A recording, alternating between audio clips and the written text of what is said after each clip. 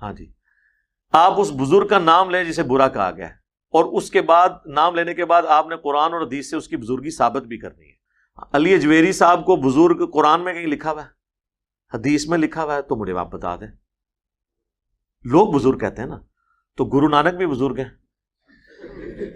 تو بات یہ کہ بزرگ ہے ہی نہیں ہے قرآن و سنت کی روشنی میں۔ صوفیہ کرام اور بزرگان دین اولیاء اللہ کے بارے میں مرزا جیلمی سے ایک سوال ہوا ہے، بالخصوص حضرت سیدنا داتا گنج بخش علی اجویری رحمۃ اللہ کے بارے میں مرزا نے جو اپنے بیان میں سٹیٹمنٹ دی ہے ایک سوال کے جواب میں، اس پر انشاءاللہ بات کریں گے۔ سوال یہ ہوا ہے کہ کچھ لوگ آپ کی ویڈیوز دیکھ کر بزرگوں کے بارے میں برا بھلا کہتے ہیں، تو ان کے لیے آپ کا میسج کیا ہے؟ مرزا جیلمی کو کہا گیا کہ آپ کا میسج ایسے لوگوں کے لیے کیا ہے جو آپ کی ویڈیوز دیکھ کر بزرگوں کے بارے میں برا بھلا کہتے ہیں؟ تو اس کے جواب میں مرزا نے بزرگان دین، صوفیہ کرام اور اولیاء اللہ کے حوالے سے جو سٹیٹمنٹ دی ہے وہ یہ ہے، مرزا کہتا ہے کہ جن لوگوں کے بارے میں آپ کہہ رہے ہیں کہ بزرگوں کے بارے میں میری ویڈیوز دیکھ کر برا بھلا کہتے ہیں، سب سے پہلے آپ کو ان بزرگوں کی بزرگی قرآن و سنت سے ثابت کرنی پڑے گی۔ پہلے آپ ان کی بزرگی قرآن و سنت سے ثابت کریں۔ اور علی اجویری اور خواجہ معین الدین چشتی اجمیری کہتا ہے کہ یہ ان کی بزرگی قرآن و سنت سے ثابت نہیں ہے، قرآن و سنت میں کہیں بھی ان کا نام نہیں ہے۔ تو چونکہ ان کی بزرگی قرآن و سنت سے ثابت نہیں ہے، تو اب جب بزرگ ہی نہیں ہے تو پھر اس کا مطلب یہ نکلا کہ میرے فالورز جو ان کے بارے میں زبان درازی کریں، زبان تان دراز کریں، وہ کر سکتے ہیں۔ اور پھر اسی گفتگو میں کہا کہ ڈیفینیٹلی صحابہ اور اہل بیت اور وہ جنہوں نے کتابیں لکھی، کتابوں والے، یہ ڈیفینیٹلی بزرگ ہیں۔ صحابہ بزرگ ہیں، اہل بیت بزرگ ہیں، اور کتابوں والے بزرگ ہیں۔ اور پھر یہ ایک معیار قائم کر دیا کہ جس کی بزرگی کتاب و سنت سے ثابت نہیں ہے وہ بزرگ نہیں ہے۔ اب یہاں ہم دیکھیں گے کہ قرآن و سنت میں مرزا کے مطابق سیدنا علی بن عثمان حجویری رحمۃ اللہ کا نام نہیں ہے، اس لیے وہ بزرگ نہیں ہے۔ خواجہ معین الدین چشتی اجمیری رحمۃ اللہ کا نام نہیں ہے، اس لیے وہ بزرگ نہیں ہے۔ تو یہ سلسلہ آگے چلے گا۔ غوث پاک کا نام بھی نہیں ہے، اس کا مطلب یہ نکلا کہ وہ بھی بزرگ نہیں ہے۔ اور ائمہ اربعہ کا نام نہیں ہے تو وہ بھی بزرگ نہیں ہے۔ اور ہم سوال کریں گے اب مرزا سے کہ مرزا صاحب چلیں، ان کا نام تو قرآن و سنت میں موجود نہیں ہے، یہ تمہارے نزدیک بزرگ نہیں ہے۔ امام بخاری کا نام قرآن کے کس سپارے میں ہے؟ امام مسلم اور بخاری کا نام قرآن کی کس آیت میں ہے، کس سپارے میں ہے؟ جو صاحب مشکات ہیں، امام بخاری، مسلم، ترمذی، ابو داؤد، ابن ماجہ، نسائی، ان کا نام قرآن کی کس سورت اور کس پارے میں ہے؟ اور حدیث کی کس کتاب میں یا کس جگہ پہ رسول اللہ صلی اللہ علیہ وآلہ وسلم نے ان کی بزرگی کو بیان کیا ہے؟ اور پھر اس سے اوپر چلے جائیں، بہت سارے ایسے تابعین، تبع تابعین ہیں، ان کا نام باقاعدہ قرآن و سنت میں موجود نہیں ہے۔ ائمہ اربعہ کا آپ نام قرآن و سنت میں، قرآن کی کس صورت میں امام ابو حنیفہ، امام مالک، امام شافعی، امام احمد بن حنبل کا نام ہے؟ تو کیا ان کی بزرگی کا انکار کر دیں؟ امام جعفر صادق رضی اللہ تعالیٰ عنہ، حضرت امام محمد باقر رضی اللہ تعالیٰ عنہ، امام موسیٰ کاظم، امام تقی، امام نقی، ان کا نام قرآن و حدیث میں موجود نہیں ہے۔ امام زین العابدین کا نام قرآن و حدیث میں موجود نہیں ہے، تو کیا نعوذ باللہ ان کی بزرگی کا انکار کر دیں گے؟ اور پھر یہ جو کہتا ہے کہ صحابہ اور اہل بیت، صحابہ اور اہل بیت یہ ڈیفینیٹلی بزرگ ہیں۔ جو بزرگ ڈیفینیٹلی ہیں وہ صحابہ اور اہل بیت ہیں، یا وہ بزرگ جن کی کتابیں ہیں۔ سر جن کی تعلیمات تھیں نا، آج وہ بزرگ دیکھیں ہمارے ٹیبل پہ ہیں، کتنی احترام سے ان کو رکھا ہوا ہے۔ سوال یہ پیدا ہوتا ہے کہ نبی پاک صلی اللہ علیہ وآلہ وسلم کے تقریباً 1.25 لاکھ کے قریب صحابہ کرام ہیں، اور ان 1.25 لاکھ صحابہ کے حالات ہمیں سارے کے سارے کے نہیں ملتے۔ تقریباً 8,000 کے قریب صحابہ کرام یا اس سے کچھ زیادہ ہوں گے جن کے حالات زندگی ملتے ہیں۔ پہلے تو یہ سمجھیں کہ کسی صحابی کی صحابیت کس طرح ثابت ہوتی ہے، کیونکہ نبی کریم علیہ الصلوۃ والسلام کے جمیع صحابہ کرام کی صحابیت کا ذکر قرآن میں نہیں ہے۔ تمام صحابہ میں سے صرف ایک صحابی ہیں، سیدنا ابو بکر صدیق رضی اللہ تعالی عنہ، جن کی صحابیت کا ذکر قرآن نے بیان فرمایا۔ باقی صحابہ کرام کی صحابیت کا نام لے کے قرآن میں ذکر موجود نہیں ہے۔ اور صدیق اکبر رضی اللہ تعالیٰ کی وہ ذات ہیں کہ جن کو اللہ رب العزت نے قرآن مجید میں نبی کریم علیہ الصلوۃ والسلام کا صاحب کہہ کے ان کا ذکر فرمایا۔ اب صحابہ باقی جو رہ گئے ان کی صحابیت کیسے ثابت ہوگی؟ بعض صحابہ تو وہ جن کی صحابیت احادیث سے ثابت ہے، اور بعض صحابہ وہ ہیں کہ جن کا تو قرآن و حدیث میں تذکرہ ہی نہیں ہے، نام لے کے ان کا ذکر ہی موجود نہیں ہے احادیث میں، تو کیا نعوذ باللہ تعالیٰ ان کی صحابیت کا انکار کر دیں گے، یا ان کو صحابی نہیں مانیں گے، یا ان کی بزرگی کا انکار کریں گے؟ اچھا، پھر یہ کہتا ہے کہ صحابہ کرام ڈیفینیٹلی بزرگ ہیں، اس کا مطلب یہ نکلا کہ جتنے صحابہ ہیں وہ سارے بزرگ ہیں، تو تم تو ان بزرگوں کے بارے میں اپنی زبان کھولتے ہو۔ سیدنا امیر معاویہ رضی اللہ تعالیٰ عنہ نبی کریم علیہ السلام کے جلیل القدر صحابی ہیں، جب صحابی ہونے کی بنیاد پر وہ بزرگ ہیں، اور بزرگوں کے بارے میں زبان نہیں کھولنی، احادیث بھی اسی کا تقاضا کرتی ہیں، سرکار نے حدیث میں حکم بھی اسی بات کا دیا ہے، تو تم تو ان کے بارے میں زبان کھولتے ہو، ان کے بارے میں کتنے کتنے نازیبہ کلمات کہتے ہو۔ اور پھر یہ کہتا ہے جی کہ یہ کتابوں والے بزرگ ہیں۔ اب یہ کتابوں والے جو بزرگ ہیں ان کا ذکر قرآن و حدیث میں کہاں ہے؟ رسول اللہ صلی اللہ علیہ وسلم نے ان کی بزرگی کا ذکر کہاں کیا ہے؟ پھر یہ بھی کہا کہ یہ جو جن کو بزرگ کہتے ہیں، کہا کہ ان کی بزرگی جو ہے وہ لوگوں نے ڈکلیئر کیا ہے، لوگوں نے تو گرو نانک کو بھی بزرگ ڈکلیئر کیا ہوا ہے۔ اب اندازہ کر لیں، لوگوں نے تو گرو نانک کو بھی بزرگ ڈکلیئر کیا ہوا ہے، اور جن بزرگوں کے بارے میں آپ کہتا ہے کہ بزرگ جن کو کہتے ہیں، پہلی تو بات ان کی کتابیں نہیں ہیں، اگر ان کی کتابیں ہیں ان کی کتابوں میں جو نا وہ بہت کچھ اول فول جو ہے وہ لکھا ہوا ہے۔ اب سوال یہ پیدا ہوتا ہے کہ صوفیہ کی بزرگان دین کی کتابوں میں تو اول فول لکھا ہوا ہے، یہ بعد میں ہم ڈسکس کریں گے۔ سب سے پہلے ہم ڈسکس کرتے ہیں ان کتابوں کو جو تم نے ٹیبل کے اوپر رکھی ہوئی ہیں۔ تصوف کی کتابوں کی باری بعد میں آئے گی، جو چوتھی، پانچویں، چھٹی، ساتویں، آٹھویں ہجری میں کتابیں لکھی گئی ان کی باری بعد میں آئے گی۔ یہ جو کتابیں تم نے ٹیبل پہ رکھی ہوئی ہیں اور ان کتابوں کے بارے میں تم خود اپنی زبان سے جو سٹیٹمنٹس دے چکے ہو، پہلے ہم اس کو دیکھیں گے۔ سب سے پہلے صحیح بخاری کی روایت ہے، 6982 نمبر روایت ہے، جس کے بارے میں اس نے پورا ایک کلپ اپلوڈ کیا ہے، اس سے سوال کیا گیا ہے، اور اس سوال کے جواب میں اس نے یہ کہا ہے، اور وہ سوال یہ تھا کہ صحیح بخاری میں یہ بات موجود ہے 6982 نمبر روایت میں کہ رسول اللہ صلی اللہ علیہ وآلہ وسلم نے بار بار خودکشی کرنے کا ارادہ فرمایا۔ یہ صحیح بخاری کی 6982 نمبر روایت میں ہے۔ اس کے بارے میں آپ کیا کہتے ہیں؟ تو مرزا کہتا ہے کہ یقیناً یہ بات جو ہے نا وہ نبی علیہ السلام کی گستاخی ہے اور توہین پہ مبنی ہے۔ بات یہ کہ واقعتاً یہ یعنی گستاخانہ چیز ہے، پیغمبر کے بارے میں یہ امیجن نہیں کیا جا سکتا کہ وہ خودکشی کی کوشش کریں گے۔ صحیح بخاری کی 6982 نمبر روایت میں جو یہ بات بیان کی گئی ہے کہ نبی علیہ السلام نے بار بار خودکشی کرنے کا ارادہ کیا، یہ گستاخی رسول توہین رسالت مآب صلی اللہ علیہ وسلم ہے۔ مرزا خود اس پر بیان دے چکا ہے۔ کوئی ایک بھی سٹیٹمنٹ اس نے یہ دی ہے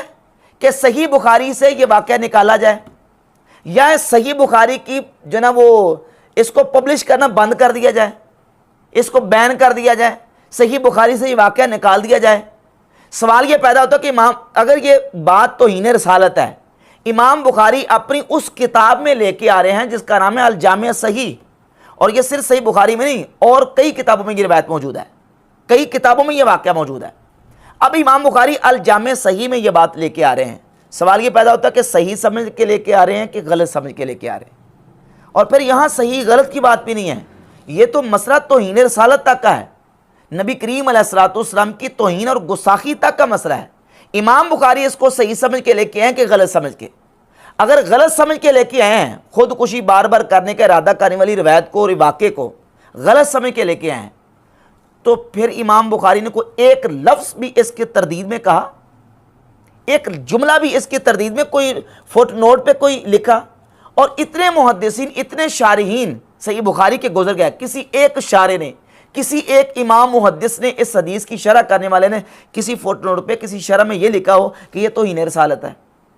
امام بخاری نے لکھا ہو، تو اس کا مطلب یہ کہ امام بخاری اس کو صحیح سمجھ کے لے کے ہیں۔ اگر امام بخاری اس کو صحیح سمجھ کے لے کے آ رہے ہیں تو پھر تو خود توہین رسالت کے مرتکب امام بخاری ٹھہرتے ہیں، جن کی بزرگی کلیم کر رہے ہو کہ یہ بزرگ ہیں، وہ بزرگ تو تیرے اپنے بیان کے مطابق جو ہے وہ گستاخ رسول ٹھہرے ہیں، توہین رسالت کے نعوذ باللہ تعالیٰ مرتکب ٹھہر رہے ہیں۔ اور پھر یہ درمیان میں اس نے یہ رکھی ہے مشکات المصابیح، یہ وہابیوں کا ترجمہ ہے اور وہابیوں کی تحکیم اور وہابیوں کی اس کی تحقیقات ہیں اس کے اوپر، اور مرزا کے بابا زبیر رضی کی اس کے اوپر تحکیم ہے۔ اس میں مشکات المصابیح میں 4902 نمبر روایت ہے، اور یہی روایت امام بخاری کی الادب المفرد میں، امام احمد بن حنبل کی مسند امام احمد ابن حنبل میں اور دیگر کتابوں میں یہ روایت موجود ہے کہ نبی پاک صلی اللہ علیہ وآلہ وسلم نے فرمایا من تعزا بعزاء الجاہلیہ فاعدوہ بہن ابی ولا تکنو، جو اپنے جاہلیت کے نسب پر فخر کرے تو اسے کہو کہ اپنے باپ کا اعلیٰ تناسل کاٹ کے منہ میں رکھ لو اور کنایا نہ کرو۔ یہ روایت مشکات میں ان الفاظ کے ساتھ ہے۔ اب اس روایت کے بارے میں مرزا یہ بیان دے چکا ہے کہ یہ توہین رسالت ہے، نبی صلی اللہ علیہ وآلہ وسلم کی گستاخی اور توہین ہے، اور وہ گستاخی اور توہین والی روایت کس میں لکھی ہے؟ یہ مشکات المصابیح میں جو مرزا نے ٹیبل کے اوپر رکھی ہوئی ہے۔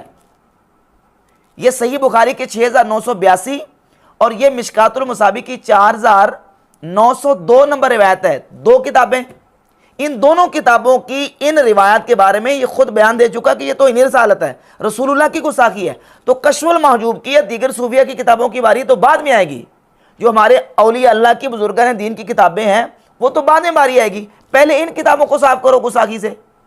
اب اس میں جان اس نے یہ چھٹائی ہے صحیح بخاری کی 6982 نمبر روایت میں یہ کہہ کے کہ وہ جی ابن شہاب زہری کے بلاغات میں سے ہے وہ روایت، اور متصل سند کے ساتھ نہیں ہے۔ ٹھیک ہے، متصل سند کے ساتھ نہیں ہے، لیکن ہم متصل سند بھی دکھائیں گے، متصل سند بھی دکھائیں گے، چلے متصل سند کے ساتھ نہیں ہے، لیکن سوال یہ پیدا ہوتا ہے کہ الجامع صحیح میں امام بخاری وہ بات لے کے آ رہے ہیں جو توہین رسالت میں مبنی ہے، جو رسول اللہ کی گستاخی ہے۔ اچھا، اس میں تو متصل سند کے ساتھ نہیں ہے، تو تصوف کی کتابوں میں جو واقعات لکھے وہ متصل سند کے ساتھ ہیں، اس میں تو سند ہی نہیں ہوتی، اس میں تو بالکل سند ہی نہیں ہوتی، اور ان کے بارے میں تم اتنا چڑھ دوڑتے ہو، لٹھ لے کے جناب ڈنڈورا پیٹتے ہو، اور صحیح بخاری میں امام بخاری اپنی الجامع صحیح میں جو واقعہ لے کے آ رہے ہیں تم نے اتنا بات کہہ کے جان چھڑا لی ہے کہ وہ جو متصل سند کے ساتھ نہیں ہے۔ لیکن اس سے جواب پورا نہیں ہوگا، اس سے جواب پورا نہیں ہوگا، جواب دینا پڑے گا کہ امام بخاری کو اس کو صحیح سمجھ کے لے کے آئے کہ غلط سمجھ کے لے کے آئے۔ امام بخاری کو ضرورت کیا پڑی تھی لے کے آنے کی؟ اگر وہ غلط تھی بات تو کیوں لے کے آئے؟ اگر لے کے آئے تو اس کی تردید کی، اور اگر تردید نہیں کی تو اس کا مطلب صحیح سمجھ کے لے کے آئے۔ تو پھر جس طرح وہ توہین رسالت کا واقعہ امام بخاری لے کے آ رہے ہیں، وہ تو امام بخاری خود توہین رسالت کے مرتکب ٹھہرتے ہیں۔ اس کا جواب مرزا کے اوپر قرض ہے، اور یہ قیامت کی صبح تک اس کا جواب نہیں دے سکے گا۔ اس کے بعد پھر مرزا نے کشف المحجوب کے حوالے سے بات کی۔ کشف المحجوب جو ہے اس میں نبی علیہ الصلوۃ والسلام کی توہین ہے۔ تو میں نے کہا کشف المحجوب تو بعد میں آتی ہے، پہلے بخاری اور مسلم اور یہ جو کتابیں ہیں جن کے بارے میں تم خود کلیم کر چکے ہو مشکات المصابیح کے، تو انہیں رسالت ان کو صاف کرو۔ اور ایک بھی اس نے ایسا کوئی بیان نہیں دیا دارالسلام کو کہے کہ کتاب کو بند کرے پبلش کرنا، نہیں کہے گا۔ اچھا، پھر سیدنا داتا صاحب رحمۃ اللہ علیہ کی کتاب کشف المحجوب جو ہے اس میں جس واقعے کی طرف داتا صاحب رحمۃ اللہ علیہ نے اشارہ فرمایا ہے، داتا صاحب نے وہ واقعہ اور وہ روایت نقل کی ہے امام ابو جعفر محمد بن جریر الطبری کی کتاب الجامع البیان المعروف تفسیر طبری۔ یہ تفسیر طبری ہے، سورہ احزاب کی آیت نمبر 37 کی تفسیر میں امام ابن جریر طبری رحمۃ اللہ علیہ نے اس واقعے کو ان الفاظ کے ساتھ اپنی طرف سے نقل کیا ہے۔ یعنی ایک ہوتا ہے کہ کسی چیز کو روایت کرنا، روایت نہیں بلکہ اپنا موقف، اپنا تبصرہ اور اپنا رزلٹ اور نتیجہ اس کے شروع میں لکھ کے پھر آگے روایت کو نقل کیا ہے، اور وہ لکھتے ہیں کہ ان زینب بنت جحش فیما ذکر رآہ رسول اللہ صلی اللہ علیہ وآلہ وسلم، سیدہ زینب بنت جحش رضی اللہ تعالی عنہا کو جب رسول اللہ صلی اللہ علیہ وآلہ وسلم نے دیکھا، یہ طبری کے لفظ ہے، فَأَعْجَبَتْهُ، تو آپ صلی اللہ علیہ وآلہ وسلم کو وہ اچھی لگی، وَهِيَ فِي حِبَالِ مَوْلَاهُ، اور اس وقت وہ نبی علیہ الصلوۃ والسلام کے غلام کے نکاح میں تھیں، حضرت زید کے نکاح میں۔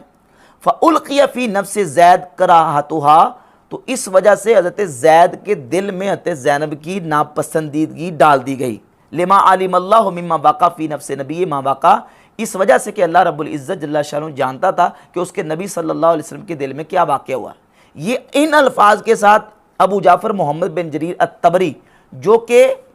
وہ امام ہیں جن کے بارے میں یہ مرزا کے بابا جان حافظ زبیر علی زئی نے اپنی کتاب فتاوی علمیہ کی جلد نمبر 2 کے صفحہ نمبر 423 پر لکھا ہے کہ ابو جعفر محمد بن جریر طبری اہل سنت کے بہت بڑے امام، محمد بن جریر بن یزید ابو جعفر طبری یہ اہل سنت کے بڑے اماموں میں سے تھے۔ یہ جو امام طبری اہل سنت کے بڑے اماموں میں سے تھے،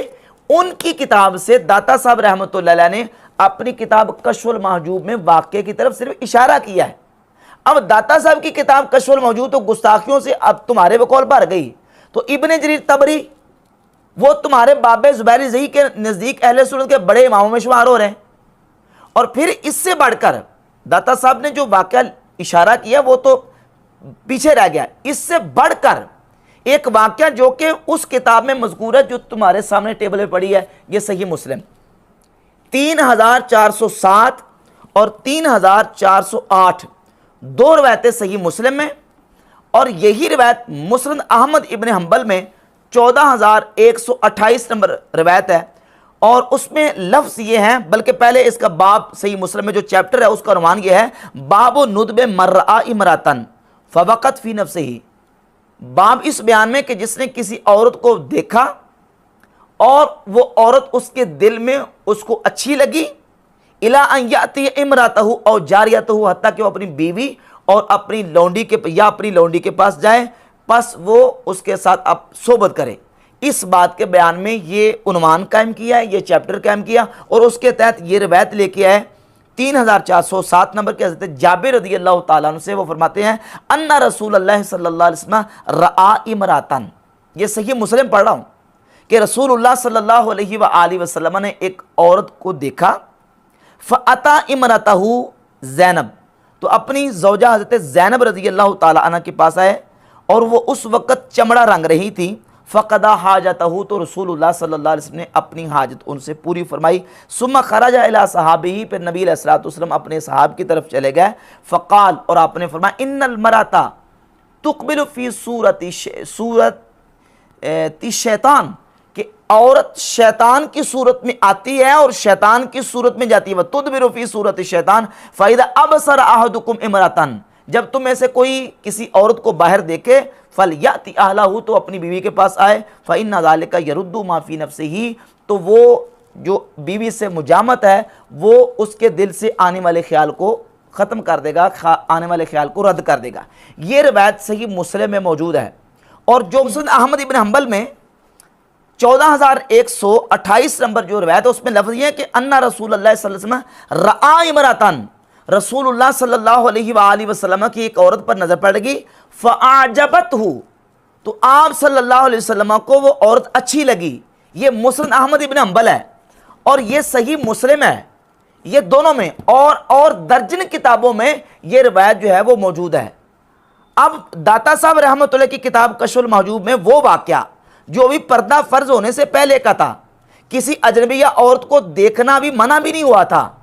وہ واقعہ داتا صاحب اس کی طرف صرف اشارہ کریں، وہ توہین رسالت، وہ اللہ کے رسول کی گستاخی بن گیا مرزا جیلمی کے نزدیک۔ اور جو صحیح مسلم اور مسند احمد بن حنبل کی روایت ہے، یہ پردہ فرض ہونے کے بعد کا واقعہ ہے کہ رسول اللہ صلی اللہ علیہ وسلم کی کسی عورت پر نظر پڑی اور آپ علیہ الصلوۃ والسلام کو وہ عورت اچھی لگی، اور آپ نے گھر آ کے اپنی بیوی سے صحبت فرمائی، اور اب باہر آ کے صحابہ کرام کو فرمایا کہ عورت شیطان کی صورت میں آتی ہے، شیطان کی صورت میں جاتی ہے، تو تمہیں باہر کو عورت اچھی لگے تو تم بیوی سے آ کے صحبت کر لیا کرو، جو دل میں تمہارے خیال آیا ہے وہ نکل جائے گا۔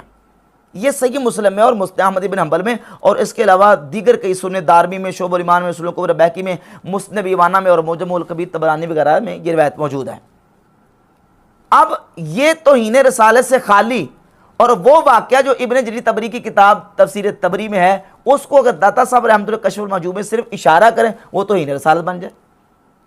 اچھا، پھر یہاں ایک اور بات بھی ہے، ان دونوں واقعات میں فرق یہ ہے کہ جس واقعے کی طرف اشارہ داتا صاحب نے کشف المحجوب میں کیا اور امام ابن جریر طبری نے اپنی کتاب تفسیر طبری میں اس کو نقل کیا، یہ پردہ فرض ہونے کے پہلے کا بھی ہے،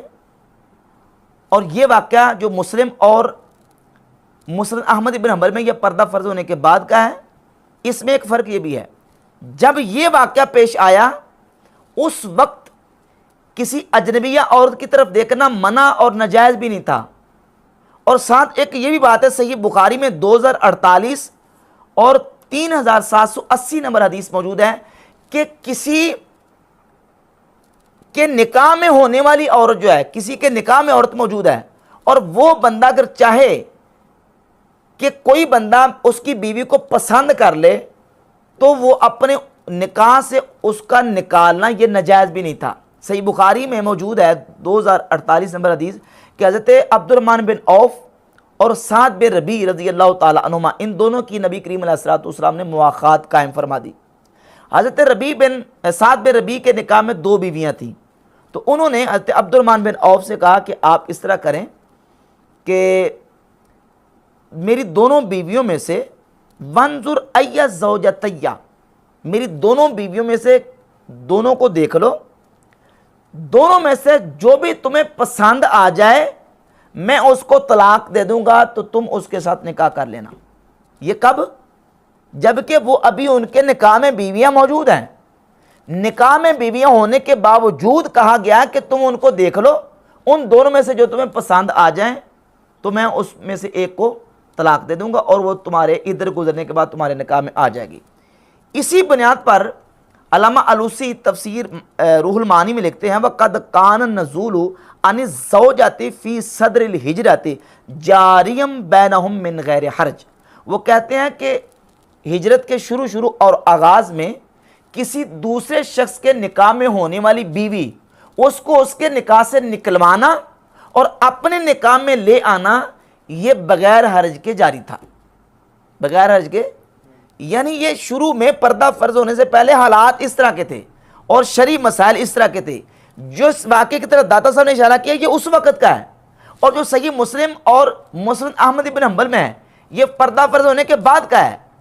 داتا صاحب جس طرح اشارہ کریں وہ توہین ہے، اور یہ توہین سے خالی کیسے ہو جائیں گے؟ تو اب یہ جو کتابیں صحیح مسلم اور صحیح بخاری، یہ کتابیں مرزا نے سامنے ٹیبل پہ رکھی ہوئی ہیں اور کہتا ہے جی کہ یہ بزرگ ہیں اور بزرگ کتابوں والے ہیں، تو سب سے پہلے مرزا کو ان کا جواب دینا پڑے گا۔ اور یہاں یہ بات میں کہہ دوں، یہ اب بہانے مارے گا، کہے گا جی دیکھیں ان بزرگوں کے اوپر تو امت کا اتفاق ہے، ان بزرگوں پر تو امت کا اتفاق ہے، تو اس کا جواب یہ ہے کہ تمہارے رافضی بھائیوں کا اتفاق نہیں ہے، تمہارے رافضی بھائی بخاری مسلم کو نہیں مانتے۔ بخاری مسلم کیا، وہ تو ابو بکر عمر کو نہیں مانتے، وہ تو یہ عقیدہ رکھتے ہیں، ان کی کئی کتابوں میں یہ عقیدہ لکھا ہوا ہے کہ نبی علیہ الصلوۃ والسلام کی وصال کے بعد صرف 4 مسلمان باقی بچے تھے، باقی سارے نعوذ باللہ مرتد ہو گئے تھے، وہ تو یہ مانتے ہیں۔ ان کی رجال کشی میں لکھا ہے، الکافی میں لکھا ہے، تفسیر عیاشی میں لکھا ہے، تفسیر البرہان میں لکھا ہے، ان کی کتاب الاختصاص میں لکھا ہے، جو نا وہ ملا باقر مجلسی کی حیات القلوب میں لکھا ہے، ساری کتابوں میں یہ واقعہ لکھا ہوا ہے، یہ بات لکھی ہوئی ہے۔ وہ تو یہ عقیدہ رکھتے ہیں۔ تم یہ اگر کہو کہ جو نا وہ اس پر ان صوفیہ اور ان اولیاء اللہ پر اجماع نہیں ہے تو یہ بات بھی غلط ہے۔ سیدنا داتا گنج بخش علی جویری رحمۃ اللہ، سیدنا معین الدین چشتی جمیری رحمۃ اللہ علیہ، سیدنا غوث پاک شیخ عبد القادر جیلانی رحمۃ اللہ علیہ، یہ امت کے وہ اولیاء اللہ ہیں جن کی ولایت پر امت کا اجماع اور اتفاق ہے۔ سنی، وہابی، دیوبندی، تمام مکاتب فکر کے ہاں داتا صاحب، خواجہ صاحب، حضور غوث پاک رحمۃ اللہ یہ مسلمہ امت کے اولیاء اللہ میں سے ہیں۔ جیسے یہ اولیاء اللہ میں سے ہیں اتفاقی طور پر، ایسے ہی ہمارے یہ اکابرین بھی ہمارے اسلاف میں سے ہیں، ہمارے اولیاء اللہ میں سے ہیں، ان کی امامت پر بھی امت کا اتفاق ہے۔ اور داتا صاحب، غوث پاک اور دیگر جو ہمارے مشہور اور مسلمہ اور متفق علیہ صوفیہ بزرگان دین ہیں، ان کی جو نا ولایت اور ان کے مومن ہونے پر بھی امت کا اجماع اور اتفاق ہے۔ ایک دو والے پیش کر دیتا ہوں۔ اہل سنت و بحمد تعالیٰ مانتے ہیں ان اولیاء اللہ کو۔ یہ سینیٹر ساجد میر کے دادا کی کتاب ہے تفسیر سورہ کاف، ابراہیم میر سیالکوٹی کی۔ اس میں اس کتاب کے صفحہ نمبر 55 پر وہ لکھتے ہیں کہ شیخ علی حجویری المعروف داتا گنج بخش صاحب لاہوری، مولانا روم رحمہ اللہ، سید عبد القادر صاحب رحمہ اللہ اور حضرت مجدد صاحب رحمہ اللہ وغیرہ اکابر اولیاء اللہ کی تحریرات اس امر میں بیش از بیش ہیں۔ یعنی ان اولیاء اللہ کو اکابر اولیاء اللہ وہابی علماء بھی مانتے ہیں اور دیوبندیوں نے تو باقاعدہ کشف المحجوب کا ترجمہ کیا ہوا. یہ کتاب ہے عبدالرؤف فاروقی کے ترجمے کے ساتھ چھپی ہوئی ہے کشف المحجوب شریف. اور یہ سفر نامہ لاہور اور لکھنؤ ہے اشرف علی تھانوی کا. اس میں باقاعدہ موجود ہے صفحہ نمبر اس کے 73 پر کہ اشرف علی تھانوی نے باقاعدہ سیدنا داتا صاحب رحمۃ اللہ کے مزار اقدس پہ آ کے مراقبہ کیا ہے. تو دیوبندی بھی، وہابی بھی اور اہل سنت بریلوی بھی تمام ان بزرگوں کو مانتے ہیں اور اجماعی طور پر ان کی ولایت مسلمہ ہے. جس طرح تم اگر کہو کہ بخاری، مسلم، ترمذی، ابو داؤد، ابن ماجہ، نسائی پر اجماع ہے تو ان اولیاء اللہ پر بھی اجماع ہے. اور اگر تم یہ کہو کہ ان اولیاء کو شیعہ نہیں مانتے تو امام بخاری مسلم کو بھی شیعہ نہیں مانتے. اگر بخاری مسلم کو شیعہ نہ مانے تو ان کی ولایت میں کوئی فرق نہیں آتا. تو سیدنا داتا صاحب ہوں، غوث پاک ہوں، ان کو اگر کوئی جو نا وہ فرقہ اس طرح کا نہیں بھی مانتا تو ان کی مسلمان ولایت میں کوئی فرق نہیں آتا.